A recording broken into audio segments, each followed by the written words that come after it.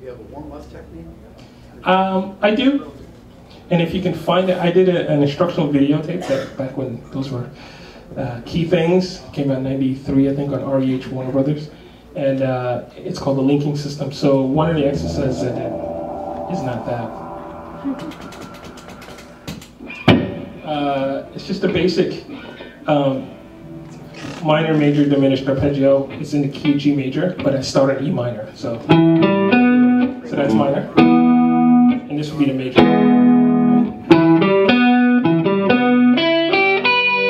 Minor, major would be. So E minor.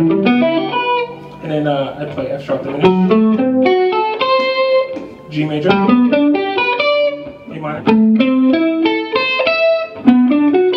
E minor, C major. D major. Back to E minor. You know, one of the things I did realize growing up was, or started when I first started playing, is you can practice scales for a while, but when you get on the spot, you play when there's nerves involved, or you're at a jam, you're playing with a bunch of people. What you practice is what comes out. So I started to try and make sure whatever I practiced was musical. Because I'm serious, even when you go do a show, I've done a show with Miguel Bosé. We did most of the shows in Spain with 20,000 to 40,000 people. We did one show for 90,000 people. Whether you do it in front of 10 people or thousands of people, the first song is like a blur. You come out, cool, how many people here? Am I in tune? I'm in tune. Okay, when my pedal's in the right spot, can I see? You're thinking about everything but the first tune. And you get into the solo, and it's a lot of times it's like you wake up and go, cool, everything's great, now what am I playing? And so what you practice the most is what comes out when you're not thinking about playing. So if you practice, that's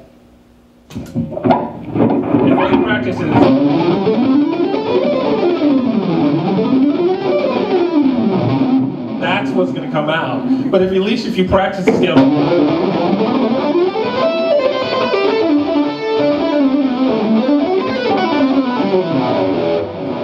or some sort of like our A minor pentatonic.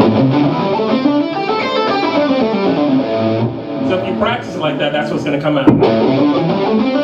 But if you practice it kind of musical,